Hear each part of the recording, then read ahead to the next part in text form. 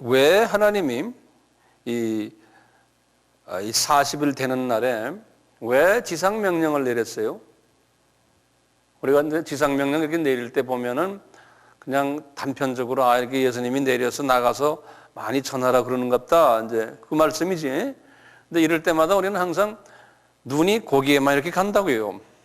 그럴 때 이제 눈을 좀 크게 뜨고 왜 이 명령을 내렸을까 하면은 다시 우리가 이제 쭉 해서 아브라함을 한번 돌아가 보는 거예요. 그 다음에 여자의 후손 창세기 3장 15절까지 가보면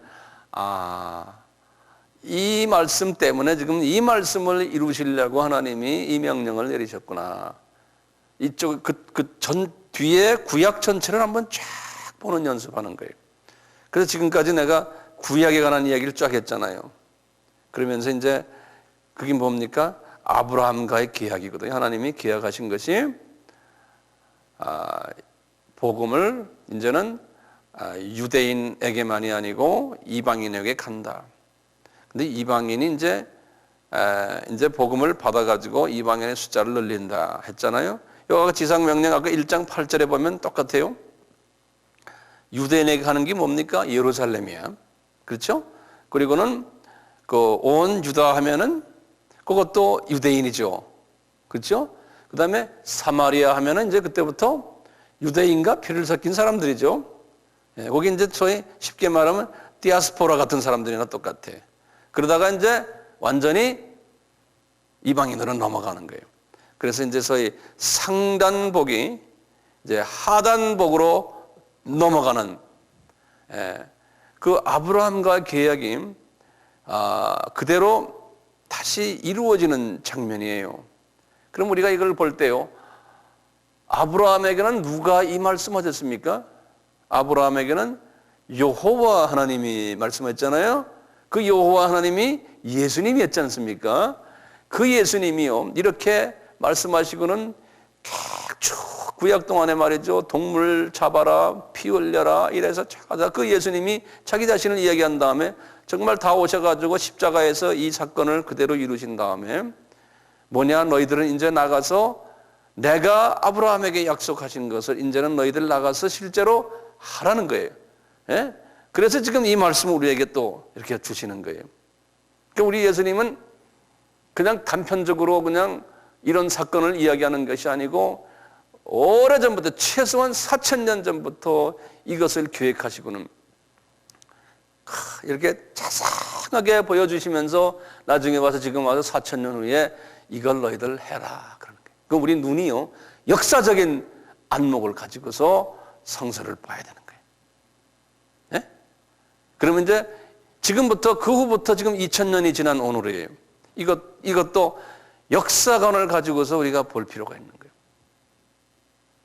그래서 오늘은 그 역사관을, 신약에 들어와서의 역사관을 우리가 볼 텐데, 오늘은 좀 초점을 예수님 이제 승천하시고 이제 오순절 다락방에서 그 성령 세례가 일어나는 그 순간부터 우리가 한번 조명을 해서요, 그 지역을 한번 우리가 다시 한번 또 보는 거예요.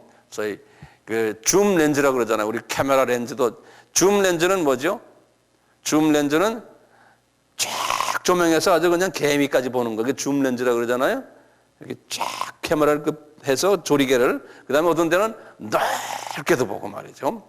이제 이것을 우리가 이 조리개를 그렇게 이제 툭 펼쳤다가 좁혔다가 하는 연습을 그냥 하루에도 여러 번 하시면, 특히 성서를 볼 땐 그렇게 보셔야 돼요.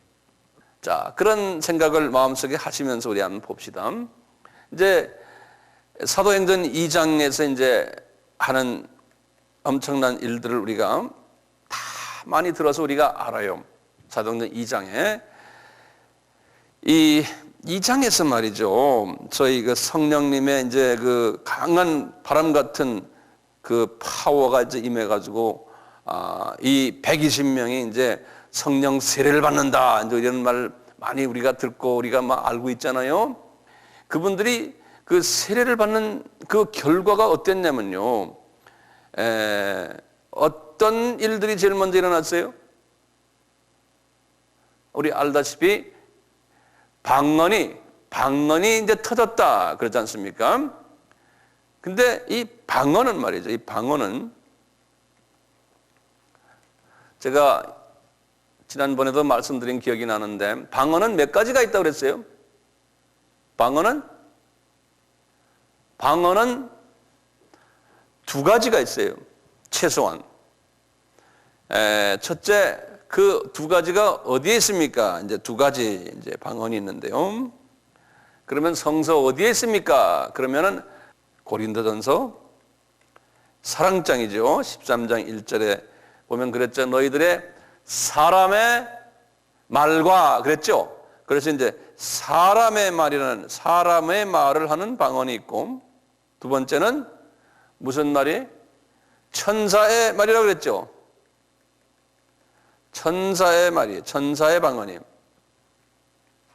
이런 두 가지의 방언이 있어요.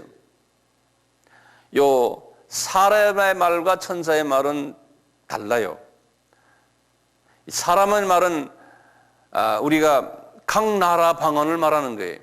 내가 갑자기 러시아 말을 하고 중국 말을 하고 영어를 하고 또는 조그만 소수민족의 말을 갑자기 성령님이 그런 말을 하게 하는 그런 거를 사람의 말이라고 그래요. 그리고 천사의 말은 그냥 내가 모르는 둘랄랄라발랄라 하는 거 있지 않습니까? 우리가 보통 방언하는 거 그게 천사의 말이에요. 천사의 말을 다 해야 돼요. 이 사도 바울도 기도의 대부분을 천사의 말로서 기도한다고 그랬어요. 그러니까 방언 기도를 한다고 그랬어요. 그래서요, 이 방언 기도가 일반 기도하고 엄청난 차이가 있는 것을 우리가 경험할 필요가 있어요. 그래서 대부분의 기도를 혼자서 중얼중얼 소리 안 질러도 돼요. 방언으로 기도하는 것을 하세요. 방언 기도를 대부분의 시간을 방언 기도를 하시길 바라요. 그것이 진짜 능력이 있는 기도예요. 내가 무슨 말을 하는지 모르지만 성령님이 내가 무슨 말을 한다는 걸 성령님이 나에게 어렴풋이 가르쳐 주세요. 예를 들어서 내가 이제 성령님이 있다가 내가 예를 들어서 저 선교사를 위해서 내가 기도해야지. 그러면 방언이 막 나와요. 나오면 성령님은 내가 하고 싶어하는 말보다도 성령님이 저 선교사를 위해서 하고 싶어하는 말, 듣고 싶어하는 말을 내가 다다다 해주는 거예요. 그러니까 성령님이 탄식하는 그 모습으로 위에서 기도해 주니까 이 기도가 내가 말하는 기도보다 훨씬 더 파워가 있죠. 그래서 사도 바울도 기도할 때는 방언으로 기도했다고 그랬어요. 고린도전서 14장에 보면 내가 누구보다도 더 방언으로 내가 기도한다 그랬어요. 자, 이 사람의 말은요 달라요. 이것은 전도형이에요. 전도형 방언이에요. 내가 언젠가는 말씀을 드린 기억이 나지만 제가 오래전 이야기인데요. 한 15년 됐나요? 정확히 모르겠는데 이 한국 학생들과 백인들과 이렇게 모아놓고 젊은이들인데 내가 좀 성경을 가르치는 집회를 했는데요. 기도원에서 미국 쪽에서 일어난 일, 그러니까 카나다 쪽에서 일어난 일이네 지금 생각하니까. 근데 이제 마지막 날 되는데 부모님들이 아이들을 이제 데리러 왔어요. 차 가지고. 근데 갑자기 거기 미국 아이 하나가 한국말로 막 방언하는 거예요. 미국 아이 하나가. 그러니까 백인 아이가요. 그러니까 거기 이제 아이들 데리고 왔던 부모님들이 옆에서 이제 마지막 종강 예배를 지금 하고 있는데 갑자기 백인 아이가 한국말을 또렷하게 하니까 그 중에 아버지 하나가 깜짝 놀래가지고요. 그 아버지가 예수 안 믿는 사람이에요. 어머니는 열심히 하는데 그 아버지는 예수 안 믿는 사람인데 그 모습을 보고 놀래가지고 그분이 나중에 교회 나오게 됐어요. 야, 이런 일이냐? 제가 어떻게 한국말 저렇게 잘하느냐? 끝난 다음에 한국말로 물어보니까 이 형제는 이 백인아는 전혀 몰라요, 한국말. 성령님이 그렇게 만드셔서 그분을 주님께 인도하기 위해서 그런 역사를 일으킨 걸 우리가 볼 수 있었어요. 똑같아요. 여기도 마찬가지예요. 여기도 지금요, 이 예루살렘 이 교회가 탄생하기 전에 지금 이 방언 역사가 나왔는데 이 방언은 천사의 말 방언이 아니었어요. 우리는 일반적으로 그렇게 알고 있죠? 아니죠. 그렇죠? 어디 말이에요? 사람의 방언을 한 거예요. 사람의 말. 사람의 말이에요. 그래서 이제 우리 오순절 그 계통 사람들은 오순절 날에 일어났던 방언이 이 천사의 말로 생각하고는요. 누구든지 다 이제 방언을 다다다다 해야 된다라고 믿는데 하면 좋죠. 근데 이건 다 방언은 은사거든요. 은사. 우리 약 한 30가지 은사 아닙니까? 30가지 은사이기 때문에요. 은사라는 거는 모든 사람이 다 30가지 은사를 다 가지는 게 아니에요. 하나님이 어떤 사람에게는 그 소수의 은사를 주고 어떤 사람에게는 30가지 다 주는 사람은 거의 없죠. 그러니까 은사라는 것은 하나님이 주시는 무료 선물이기 때문에 그래서 free gift라고 그래요. The gift of the Holy Spirit. 그래서 하나님이 주신 선물이거든요. 그러니까 모든 선물을 누구에게 다 주는 게 아니에요. 그러니까 이 방언은 모든 사람이 다 받는 게 아니라니까. 그런데 이제 오순절 계통에 이제 좀 강한 그 오순절 계통의 사람들 중에는 그러죠. 은사 중에 이 방언의 은사는 이 봐라 이게 오순절 때 이 사도행전 2장에 다 받았지 않느냐? 그러니까 무조건 다 받아야 된다네. 성령 세례 받으면 무조건 방언이 터져야 된다 하는데 아니죠. 이 방언은 천사의 말 방언이 아니었거든요. 전도형 방언이었거든요. 네. 그러니까 방언을 할 수도 있고 안 할 수도 있는 거예요. 제가 아는 유명한 그 세계적인 유명한 신학자들 중에요. 방언 못하는 사람 많아요. 그런데 이분들은 티칭 잘하고 다른 영성이 다른 부분에 강하고 이렇죠. 방언은 못하는데 그러니까 이분들은 자기 방언 못하는 거 that's fine 그러는 거예요. 왜? 이건 은사 중에 하나이기 때문에 나한테는 그 은사를 안 주셨다는 거예요. 그런데 이제 그 사도 바울 같지요. 선교지에 나가서 막 그냥 전투를 해야 되는 사람이니까 하나님이 방언 은사를 주셨어요. 그분에게는. 네. 그 방언 은사를 받으면 좋지요. 지혜의 은사도 받으면 좋고 지식의 은사, 믿음의 은사 다 받으면 좋은데 안 받았다고 해서 나는 믿음이 없는 사람이라고까지는 말할 수가 없다는 거예요. 왜 그러면 이 사도행전 2장에서요. 이 성령의 그 세례가 떨어졌을 때 이 천사의 말보다는 사람의 말하는 방언을 줬을까요? 그건 하나님의 깊은 뜻이 있잖아요. 그렇죠? 왜 사람의 말? Why? 이미 하나님께서는 다 계획하셨던 거예요. 하나님이 아브라함과의 계획, 말씀을 보여주기 위해서 하나님께서 이걸 다 이루신 거예요. 우리 하나님은 이미 말이죠. 아브라함과의 계획은 뭐예요? 상단복을 먼저 받는다고 그러지 않습니까? 예. 이스라엘 사람들의 상단복은 언제 구체적으로 왔냐면은 120명 지금 이분들이죠. 그 전에는 12명이죠. 그 다음에 이 소위 유대 사람들이 이스라엘 사람들이 복음 받는 게 상단 아닙니까? 근데 첫째 상단복을 하나님이 주시기 위해서 120문도를 하나님이 설정했어요. 이게 상단. 그리고는 이분들 가지고는 하단복을 내리는 데 문제가 있다는 거예요. 그래서 하나님은 미리 다 준비하신 거예요. 어떻게 준비하셨냐면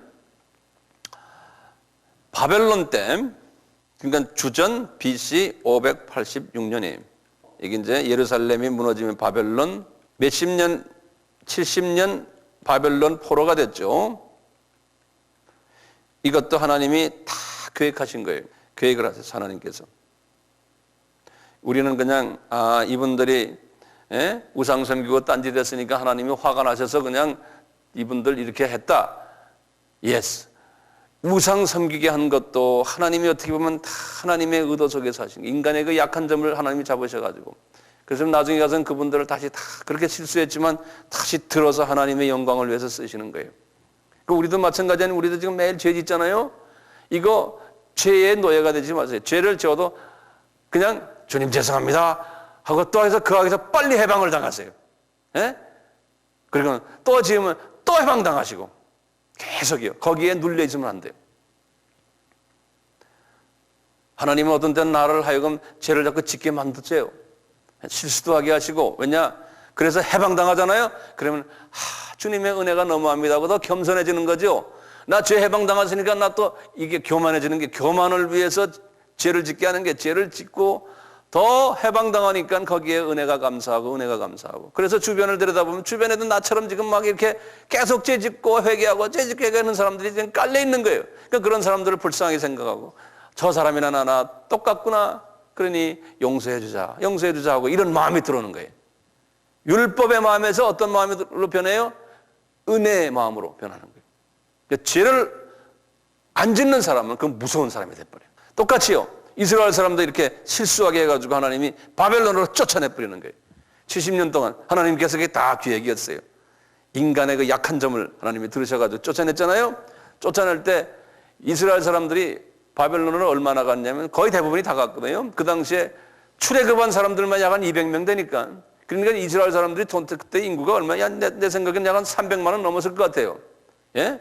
최소한 300만 명의 이스라엘 사람들이 전부 포로로 잡혀갔어요. 그래서 바벨론 왕국이니까 지금의 이란, 아니 지금의 이락, 사우디아라비아, 시리아 이 지역에 전부가 그분들이 통치하던 바벨론 왕국이었거든요. 이스라엘 말할 거 없고 이 중동 전역을 말이죠. 이스라엘 사람들은 하나님이 다 흐트러버린 거예요. 흐트러버리고 70년 동안 그냥 외방에 가서 끝이 나게 하다가 나중에 70년이 딱 됐을 때 이스라엘 나라에 들어온 사람들은 5만 명밖에 안 돼요. 5만 명. 5만 명밖에 안 돼요. 그러니까요, 300만 명 정도 나갔던 분들 중에서 5만 명만 들어왔으니 말이죠. 나머지 분들은 다 어디 갔겠어요? 전부 중동 지역을 흩어져서 살았어요. 이스라엘로 돌아가는 여유를 다 줬고 다 하나님이 기회도 줬는데 안 돌아갔어요.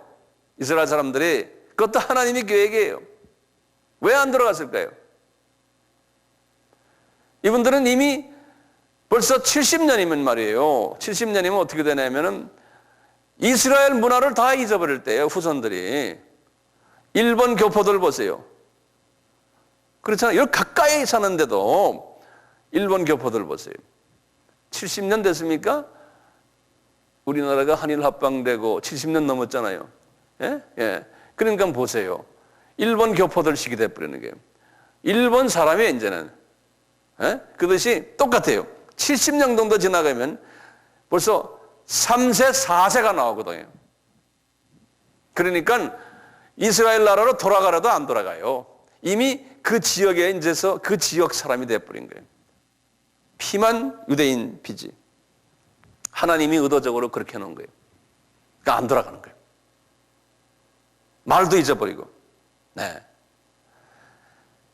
그러면서 디아스포라들이 된 거예요. 디아스포라들이. 그래서 우리가 그걸 흩어진 유대인들을 디아스포라라고 그러죠. 이건 제가 가끔 이 말 쓰잖아요. 그 디아스포라라고 그래요.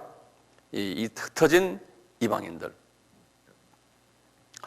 이 흩어진 이방인들을 하나님이 어떻게 해놨냐면 이 사람들이 모세를 통해 가지고 하나님이 7절기를 주셨거든요. 7절기. 이거 다 예수님에 관한 이야기거든요. 예수님의 초림과 그 다음에 7절기 내용을 이제 제가 아주 자세하게 이제 장시간 제가 이야기할 기회가 이거 와요. 이 7절기를 보면 예수님의 초림과 그 다음에 이방인의 숫자를 채우는 그 기간과 그 기간이 다 끝나면 예수님이 재림이 온다는 이것을 쫙 7절기를 다 설명해 놨어요. 예. 그래서 7절기 보면 처음에 말이죠. 처음에 절기 이름이 유월절이, 그리고 두 번째가 무교절이, 세 번째가 초실절이에요. 이 초실절, 아까 우리 예수님의 부활과 관계됐다고 그랬죠. 그리고는 가다가 오순절이 있어요. 순서대로예요, 순서대로. 그 다음에 이제 오순절 다음에 이제 나팔절이 있어요. 그 다음에 나팔절 다음에 뭐였냐면, 속죄절이 있어요. 그 다음에 이제 장막절이라고 그래요. 요 7절기가 있어요. 요 7절기가 있는데요. 요 절기 7개 이 완전 숫자죠. 7절기죠. 이것을 모세 때 줬거든요. 모세 때. 이제 여기 레위기 23장에서 이제 정확하게 이걸 다 말씀해 줬어요. 레위기 23장에. 이렇게 져서 이걸 그냥 매해마다 잘 지키라는 거예요. 그러니까 이게 모세 때니까 주전 1500년이거든요. 이것을 잘 지켜라. 잘 지켜라. 그래서 해마다 계속 이 절기들을 따라가면서 지키는 거예요. 지키는데 예수님이 이제 오셨어요. 예수님 딱 오시니까 이스라엘 사람들이 해마다 이 절기들을 지키는 거예요. 날짜에 맞춰가지고 말이죠. 우리 예수님도 유대 법에 의해서 본인이 시킨 절기인데 모세한테 본인도 갈릴리에 계시다가 이 절기가 되면 갈릴리에서 예루살렘으로 본인도 내려오셔가지고 이 절기를 지키시는 거예요. 우리 다 알지 않습니까? 사복음서에 나오잖아요. 예.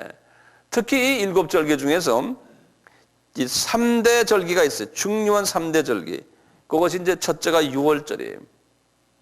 그리고 오순절이, 그 다음에 마지막 절기는 장막절이에요. 요 세 절기를 3대 절기라 그래요. 3대 절기라고요. 신명기 16장 16절에 보면 그렇게 써 있어요. 또는 역대하 8장 13절에 보면은 그렇게 써 있어요. 3대 절기. 요 3대 절기는요, 무슨 일이 있더라도 이분들이 예루살렘에 와가지고 이 절기를 지켜야 돼요. 아주 신앙심이 있는 분들은. 네. 이렇게 하나님께서 명령을 내려놨어요. 무슨 일이 있더라도.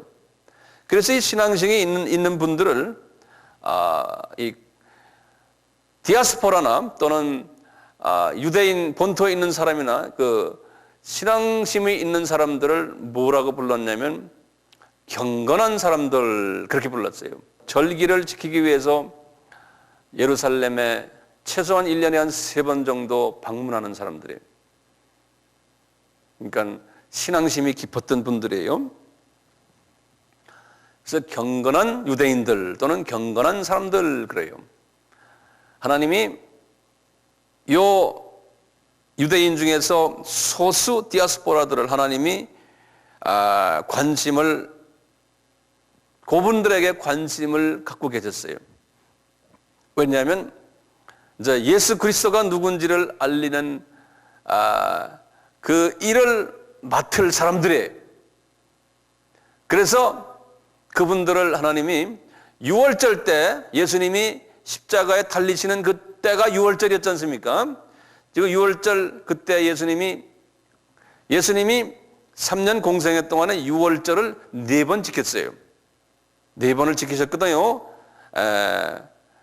그런데 6월절 때 예수님께서 6월절 지키라 내려오시면서 정확하게 그 6월절 때 예수님이 십자가에서 죽으셨죠. 그렇지 않습니까? 그리고 이분이 이제 3일 만에 살아나시고, 그게 이제 초실절인데 살아나시는 게, 초실절 때 살아나셔가지고 40일 동안 지내시다가 이분이 이제 마음속에 있는 거예요. 오순절 날에 내가 큰 일을 치르리라. 예수님이 마음속에 계셨던 거예요. 왜냐? 이미 오순절을 지키기 위해서 이 경건한 유대인들, 하나님이 이미 선별해 놓은, 계획하신 사람들이 이제 그 오순절에 와서 예루살렘 성전 그 근방에서 이제 그분들이 왔다 갔다 할 거라는 하나님이 다 계획해 놨잖아요. 하나님이 계획된 사람들이 있었어요. 예? 그 사람들에게 복음을 떨어뜨리기 위해서 하나님이 다 계획하신 거예요. 그래가지고 이제 오순절 다락방에서 너희들 힘써 기도해라. 그러면 내가 무슨 은사를 주겠다? 주님의 마음속에 너희들에게 성령 세례를 주는데, 방언의 은사를 주는데 사람의 방언을 말하는 은사를 줄 것을 계획을 딱 하신 거예요. 네. 그래서 이분들이 이제 사람의 방언을 하는 은사를 받고는 그냥 예루살렘 도시를 막 돌아다니는 거예요. 네? 거기에서 막 그러니까 그 디아스포라 사람들이 예루살렘 큰 도시가 아니니까요. 거기서 이 사람들이 갈릴리 출신들이 갑자기 자기네 고향 말을 막 하고 돌아다니는 거예요. 자기네끼리 모여서 막 말하고 말이죠. 그럼 이분들이 깜짝 놀랐다 그랬지 않습니까? 네? 몇 나라 말을 했어요, 이 사람들이? 몇 나라요? 15나라 말이에요. 우리 한번 봅시다, 거기. 5절부터 보세요. 5절 보세요. 그때에, 그 다음에 뭐라 썼습니까? 경건한 유대인이 천하 각국으로부터 와서 예루살렘에 우거하더니, 거기다 줄을 좀 꺼놓으세요. 경건한 유대인이 어떤 사람이에요? 디아스포라 중에서도 아주 신앙심이 좋은, 하나님이 특별히 관심을 두는 사람들을 지금 이야기하는 거예요. 이분들이, 경건한 유대인들이 천하 각국으로부터, 천하 각국이라 그러면 한국까지 이야기하는 게 아닙니다. 그 당시에 그 지역에 흩어져 있는 유대인 나라의 그 주변국들을 이야기하는 거예요. 예루살렘에 우거하더니 이 소리가 나매 큰 무리가 모여 각각 자기의 방언으로 제자들이 말하는 것을 듣고 소동하여, 그러니까 이 120명이 어떤 그 한 군데 소리 지르는 소리를 이분들이 아마 들었던 모양이에요. 그러니까 우리가 각 사람의 난 것 방언으로 듣게 되는 것이 어찌미요? 그러면서 이제 그 나라 이름들이 쫙 나와요. 한번 우리가 귀에 익은 나라들이지만 한번 봅시다. 바데인과, 바데는 어디냐면 북이란이에요. 북이란. 바데라는 데가요. 네. 파티안 그랬어요. 이제 북이란을 말해요. 그 다음에 메데인과, 메데는 이란과 이락에 흩어져 살았던 구르드족을 메데인이라고 그래요. 구르드족이라고 내가 지난번 한 말씀 드렸죠. 이 구르드족에서 누가 나왔습니까? 동방박사, 메자이 그러죠. M-A-G-I, 이 메데인이에요. 메데인과 엘람인과, 엘람은 페르시아 사람들을, 페르시아만 있는 고기를 엘람이라고 해서 지금 이란을 이야기해요. 메소포타미아는 이란의 북쪽으로 약간 있는 쪽에 이란 사람들이라고 생각하시면 돼요. 죄송합니다. 이락이요. 그 다음에 유대와 이제 갑바도기아는 터키 지방이에요. 본도도 터키고 아시아도 터키고, 부르기아, 밤빌리아 이거는 이제 이스라엘의 북쪽과 그 시리아 있는 그쪽 동네. 그 다음에 애굽은 알죠? 구레네가 어디입니까? 리비아. 그렇죠? 구레네 시몬 생각나죠? 이게 리비아예요. 그 다음에 구레네에 가까운 리비아 여러 지방에 사는 사람들과 로마로부터 온 나그네 곧 유대인과 유대교에 들어온 사람들과, 그 다음에 그레데인과 아라비아인들, 우리 각 방언으로 그들이 이렇게 큰 소리로 지르는 것이 웬일인고 그러는 거예요. 이게 전부 따지면 15개 나라예요. 그러니까 하나님은 지금 이미 이 복음이 말이죠, 이분들을 통해서 15개 주변 나라로 갈 것을 준비하신 거예요. 15개의 주변 나라로 갈 것을. 지금 누구의 계약이 이루어지기 위해서 지금 이런 사건이 일어납니까? 아브라함과의 계약입니다. 자꾸 그걸 잊어버리지 마세요. 아브라함과의 계약을 이루시기 위해서. 아브라함과의 계약은 뭡니까?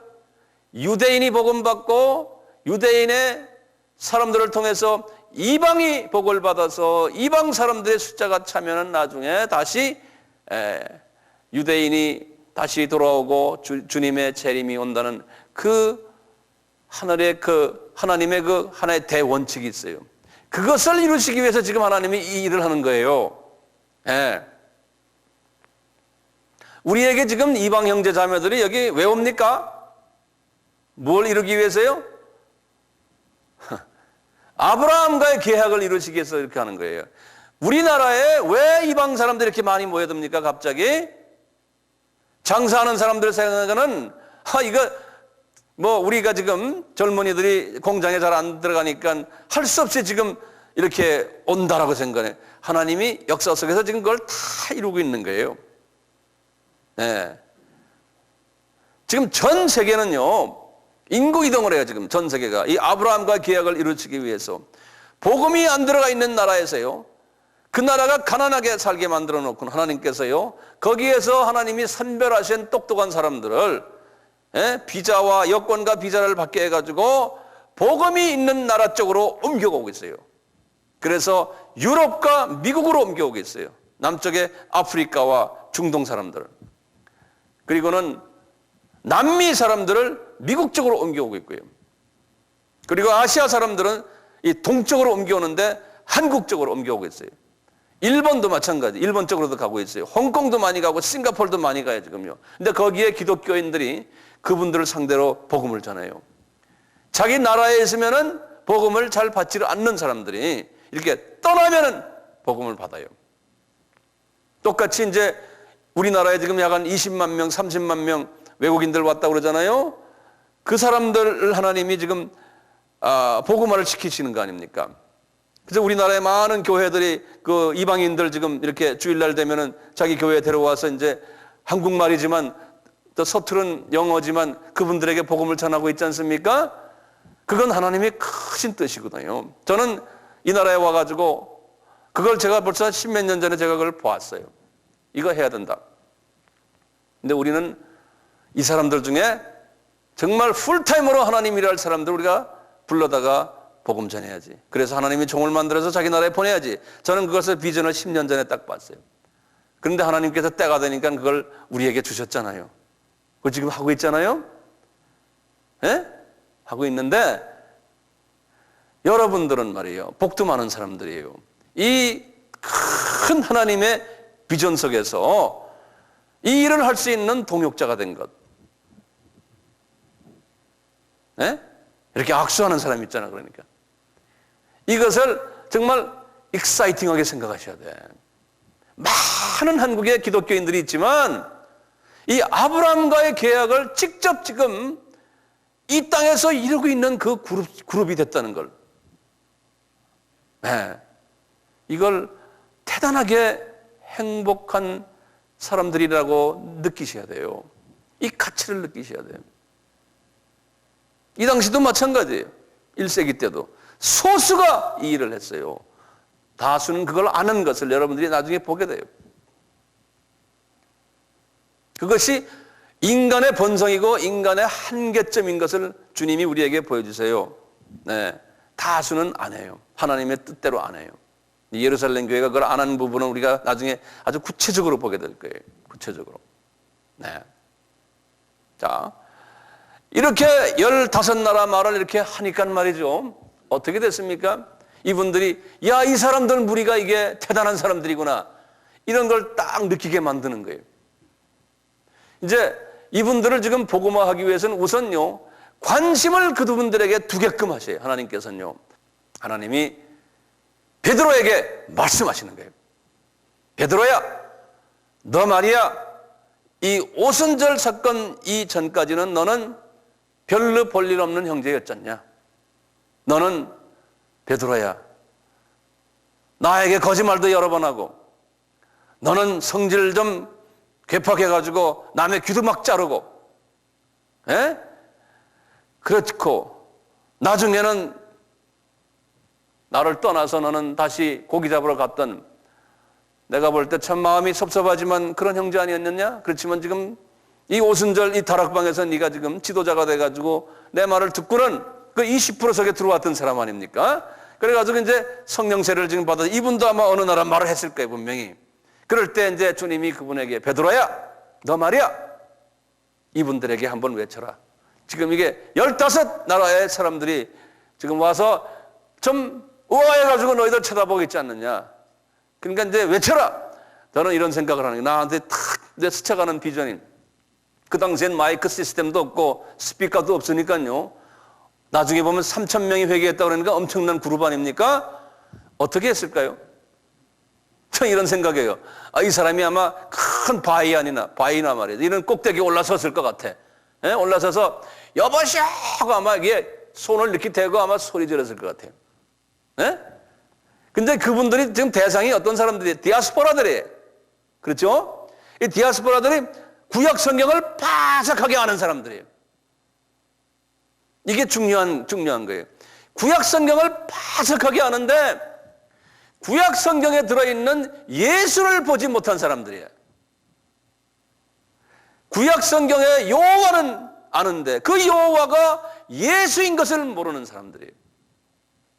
그리고 그 구약 성경 속에서 예수가 하나님의 아들이고 구세주고 그분이 십자가에서 죽으시고 3일 만에 살아났다는 이야기가 구약에 그냥 전체에 깔려 있는데 그것을 보지 못하는 사람들이에요.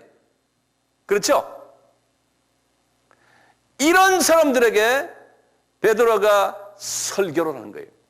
그러면 설교를 어떤 제목으로 설교할까요? 구약에 나타난 그 여호와가 예수다라는 것을 이야기하는 설교예요. 그러니까요, 이 설교는요, 모든 설교가 결론적으로는 예수님, 예수 이야기를 해줘야 되는 거예요. 그 다음에 아브라함과의 계약을 이야기해 줘야 되는 거예요. 예수님이 계약하신 그걸 직접 간접으로. 그래가지고 14절부터 36절까지가 그 유명한 베드로의 설교예요. 그 유명한 베드로의 설교예요. 그래서 이제 우리 신학교에서 이 설교학을 가르칠 때요. 제가 신학교에서 설교학을 한 10년을 제가 가르쳤어요. 그럴 때마다 설교학 원문에 그 설교학 그 교과서에 말이죠. 아주 대표적인 가장 성서적인 설교하면서 베드로의 이 설교를 먼저 인용을 해요. 사도행전 2장 14절에서 몇 절까지요? 16절까지. 이것도 절수도 외우실 필요가 있습니다. 예. 이 설교의 내용을 딱 보면 아주 간단해요. 예수에 관한 이야기. 그 내용을 하나하나 좀 정돈하면서 갑시다. 짧은 시간 내에. 첫째, 이 내용은 상대가 누굽니까? 디아스포라 유대인들이에요. 성경을 잘 아는 분들이에요. 그러니까 이분들이 무엇을 이 베드로가 뭘 얘기하냐면 구약 성경을 인용하면서 그들에게 예수가 하나님이시고 그분이 죽으셨다가 살아났다는 것을, 그분이 만유의 주라는 것을 설명하는 거예요. 구약 성경을 열어가지고.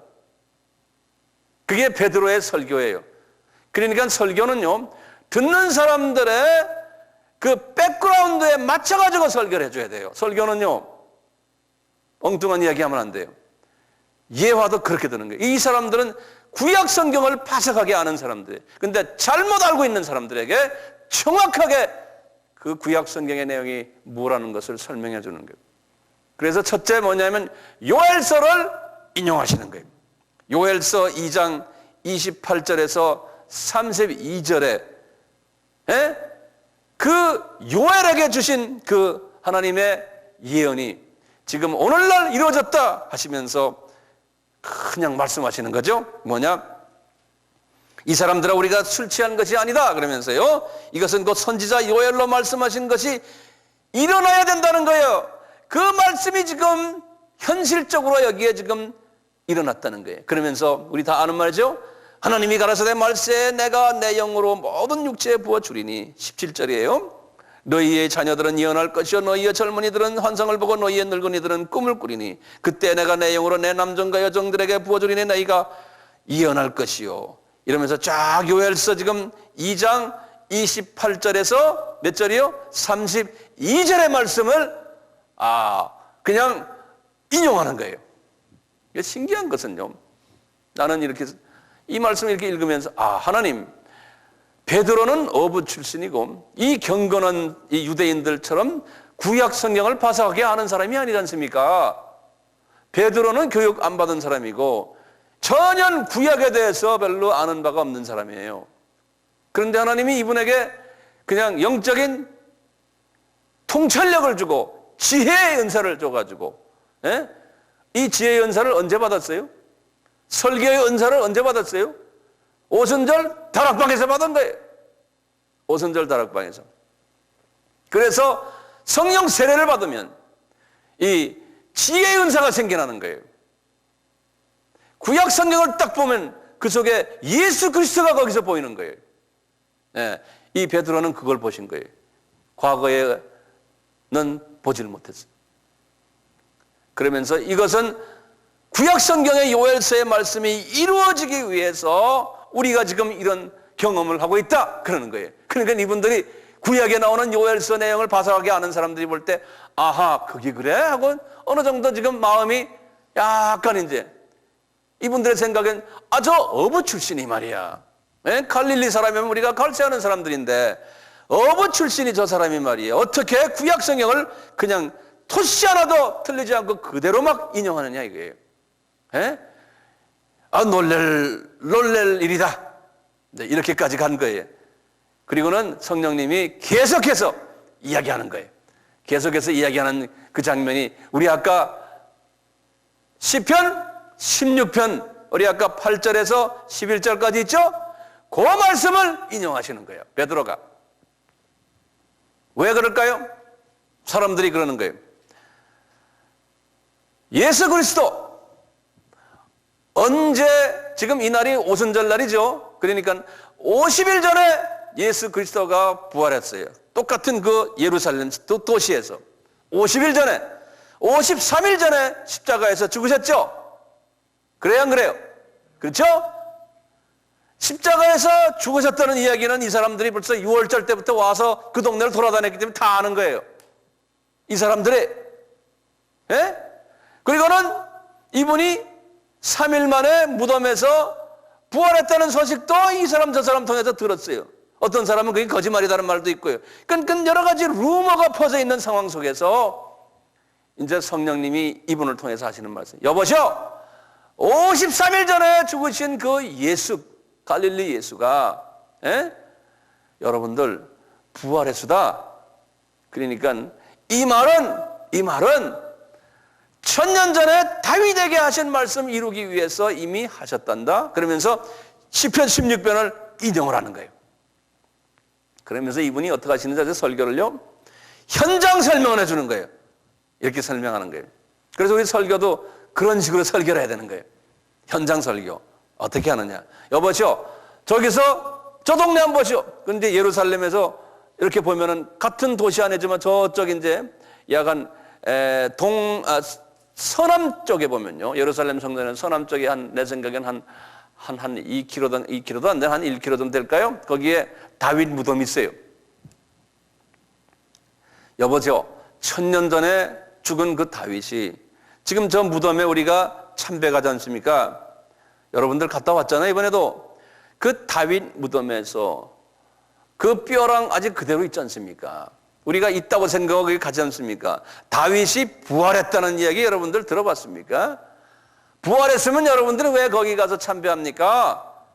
다윗은 부활은 못했습니다. 시편 16편에 다윗이 말한 그 부활 사건은 50일 전에 예수에 관한 이야기입니다. 그 부활의 사건은 그렇게 이야기하는 거예요. 그러면서 여러분들 이 뒤편은 뭐예요? 서북 쪽이에요. 거기가 이제 골고다가 예수님이 십자가 사건이 있는 서북 쪽에 한 2, 3km예요. 보면서 저기에서 50일 전에 예수가 부활했다는 소식 여러분들 들으셨죠? 예? 골고다 바로 옆에 보면 이제 예수님의 그 무덤이 있었거든요. 그분 지금 시체가 거기 없잖아요. 여러분들 다 알잖아. 시체가 없잖아요. 그러는 거예요. 그러니까 이분들이 현장에서 지금 자기네가 지금 경험하고 있는 사건을 구약 성경을 가지고 정확하게 이야기해 주니까 이분들이 깜짝 놀라는 거예요. 응? 깜짝 놀라는 거예요. 그래가지고 예수님이 그리스도시고 그분이 부활하신 분이다. 네. 이렇게 말씀하시는 거예요. 그분이 부활한 다음에 또 어떻게 한지 아세요? 그러면서 거기 지금 34절부터 그러는 거예요. 다윗에게 시편 110편 1장에 말씀하신 것을 인용하는 거예요. 그 뭐냐면 부활하신 이분이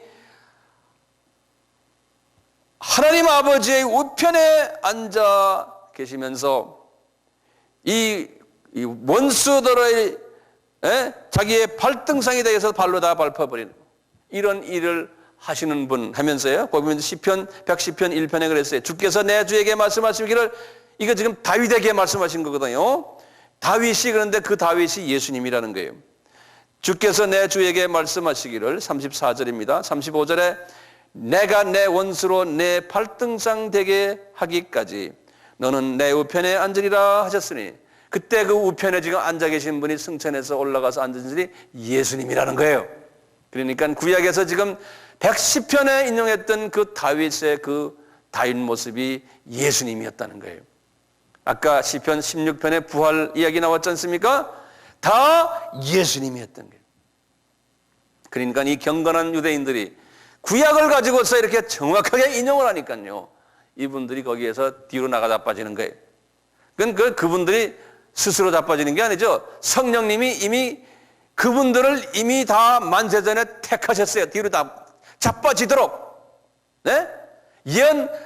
이미 택하시고 예정하셔가지고 예루살렘에 보내셔서 오순절 사건을 통해서 이방말로 방언하도록 하고, 이분들로 하여금 마음문을 열고서 베드로의 설교 속에서 완전히 예수 그리스도를 다시 재조명하게 되고, 그리스도가 예수님이고 예수님이 그리스도였다는 것을, 기름 부음을 받으신 하나님의 아들이라는 것을 확인케 하는 거예요.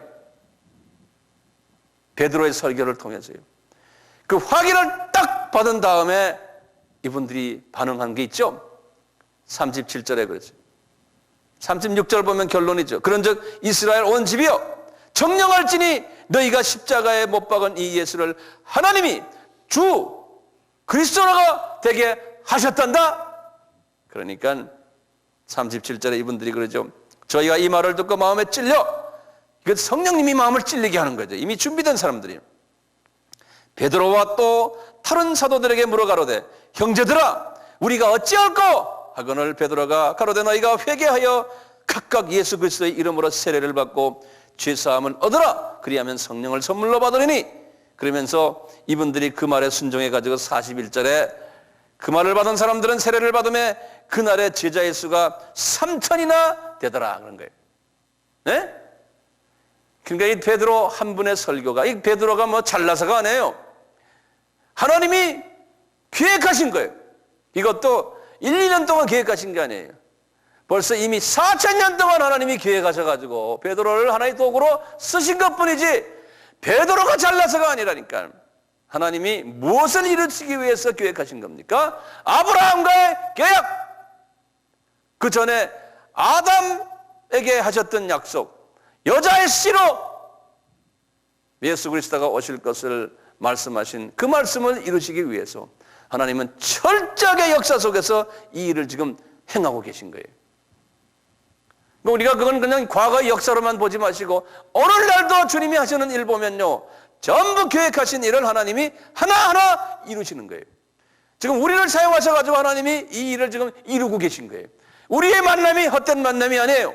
우리의 만남이 아브라함과 계약을 이루시기 위해서 하나님이 만나게 하셨고, 이 일을 위해서 우리는 최선을 다하고, 이 비전을 우리는 하나를 가지고, 이 비전 가지고 우리가 항상 공동체를, 같은 목적을 가지고, 한 목적을 가지고 우리는 같이 주님을 섬겨야 돼요. 이 비전이 흐트러지면 안 되는 거예요.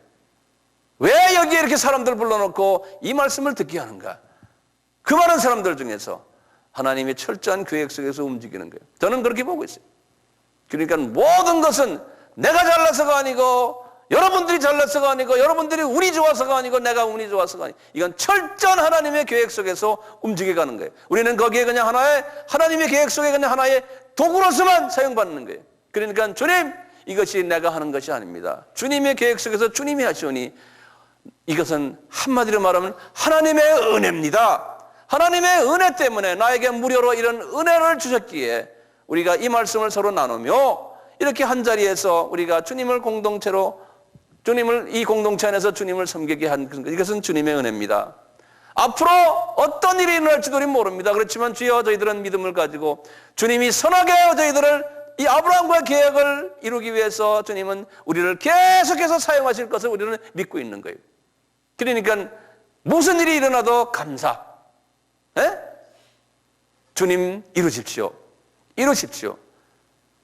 그러니까 이 큰 그릇을 우리가 볼 때 조그마한 일들 뭐 그냥 지지고 볶고 하는 것은 그게 그렇게 큰 문제가 아닌 거예요. 예? 그놈이 이 우리의 큰 사명을 건드릴 수가 없는 거예요.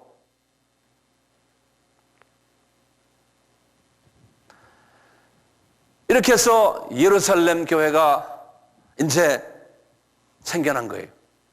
예? 그런데 이제 중요한 부분이 있어요. 이 예루살렘 교회가요, 이제 숫자가 3,000명인데 어른들만 남자만 세거든요. 남자만요. 아이들과 부인 뭐 어머니 친척 이렇게 다 따지면 한 15,000명에서 20,000명 되는 교회가 된 거예요. 이제 이걸 잘 보세요. 이 예루살렘 교회가요, 어떤 특성이 있었냐면은 첫째요, 대형 교회였어요. 대형 교회.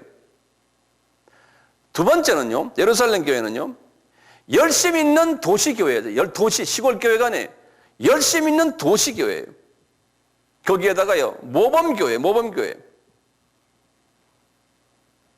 세 번째는 뭐였냐면요, 이 교회는 지도자들이요, 성령의 은사를 받은 사람들이었어요. 지도자들이. 그래서 어떤 은사를 가졌냐면 가르치는 은사를 가졌어요. 기도 열심히 하는 은사. 그 다음에 기사와 이적을 일으키는 은사. 전도 잘하는 은사. 그 다음에 열심히 모이는 교인들이었어요. 거기다가 찬송을 뜨겁게 하는 사람들이었어요. 그리고 불쌍한 이웃을 돕는 사람들이었어요. 사회봉사를 잘했어요. 그래서 교계 안에서나 또는 그 당시엔 교계가 없었죠. 교회 하나밖에 없었으니까요. 주변에 그 예루살렘 도시에서요, 칭송을 받았다고 그랬어요. 존경받은 그러한 교회였어요.